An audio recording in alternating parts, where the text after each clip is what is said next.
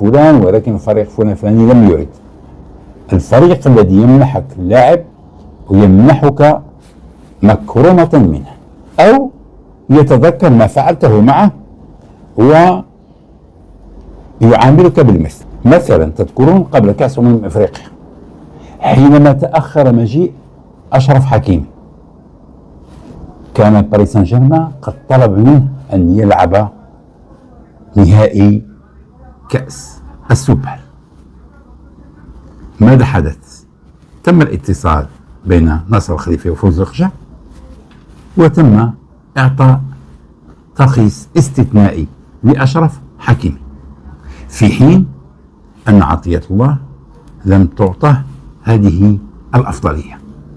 الآن بعد أن اشترك أشرف حكيمي مع باريس سان جيرمان، وحينما جاء الدور على باريس سان جيرمان أن يتعامل بالمثل مع المنتخب المغربي، رخص لأشرف حكيمي ليلعب الأولمبياد، خاصة أن الأولمبياد يقام في باريس، في حين أن ريال مدريد لم يرخص لدياز ولن يرخص لمبابي ولا لأي لاعب آخر يمارس حقه الذي منحته إياه الفيفا.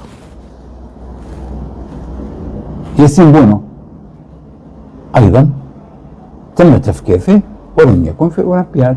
فكروا في أن المحمدي انتقل من الوحدة وأنهى تعاقده مع الوحدة وجاء ليتعاقد مع نهضة بركان ويقول هو فينا وفينا فليلعب معنا. وسفيان رحيمي مع العلاقة الطيبة مع نادي العين لم يعارضوا ذلك.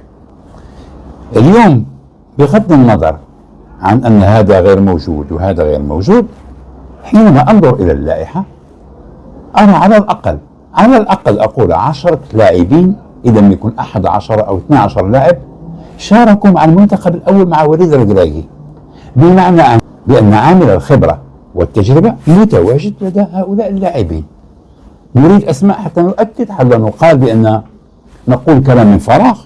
نبدأ بالمحمدي حارس مرمى، ألم يكن حارس المنتخب المغربي في كأس العالم في موسكو في المباريات الثلاث وبونو لم يأخذ الحظ ولو دقيقة واحدة؟ ألم يكن في كأس العالم الأخيرة في قطر ولعب المباراة كاملة أمام بلجيكا حينما شعر ياسين بونو بأن هناك حالة إغماء يتعرض لها؟ ألم يشترك في مباريات كثيرة مع المنتخب المغربي؟ هذا لديه الخبرة والتجربة التي ليس ربما لكل لاعبي ذلك المنتخب. أشرف حكيمي من 2018 هو كيلعب في المنتخب المغربي، نتحدث عن لاعب عنده أكثر من 6 سنوات وهو متمرس. نأخذ الأسماء الأخرى الموجودة: خنوس، بوشواري، العزوزي، أمير ريتشاردسون، عبد الصمد الزلزولي، عادل أخوماش، ابن صغير، سفيان رحيمي، حسبوهم كم. من أصل اللائحة فيها 22 سيبقى فيها 18 في الأولمبياد. راح نتحدث عن أكثر من ثلثي الفريق لعبوا في الفريق الأول وعندهم تجربة عالمية، ما كنقولش إقليمية. إذا أضفنا عليهم اللاعبين الذين نعرفهم واختمرت تجربتهم وكانوا في كأس أفريقيا التي فازوا بها: أيمن الوافي، بوكامير، نتحدث عن لاعبين آخرين في الوسط وفي الهجوم، بمعنى أن المنتخب المغربي لديه العناصر الفاعلة القوية لكي يلعب. وربما لو جاء لاعب آخرون لاحتار المدرب من يشرك. نقول الآن ونتخيل لو أخذنا إبراهيم دياز كنا سنضحي بسفيان رحيمي. إذن لو أخذنا مثلا ياسين بونو كنا سنضحي بالمحمدي. ماذا عن باقي الأسماء الأخرى؟ صحيح أن هي أقل من 23 سنة ولكن كانت ستغير الكثير من المعادلات. وسط الميدان اليوم عندنا فيه العزوزي وعندنا فيه ريتشاردسون،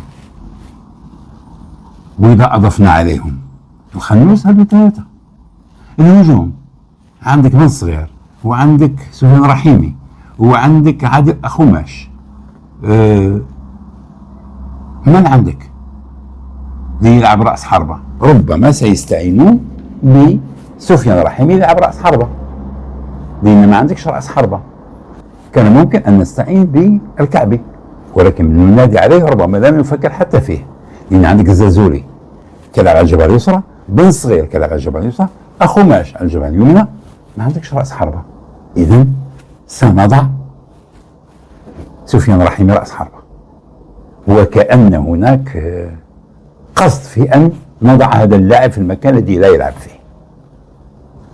مع وليد أصر على أنه يشركه كرأس حربة، ويقول شوفوا المباريات اللي لعبها، أعتقد لعبها كمهاجم، لم يقل يلعبها كرأس حربة.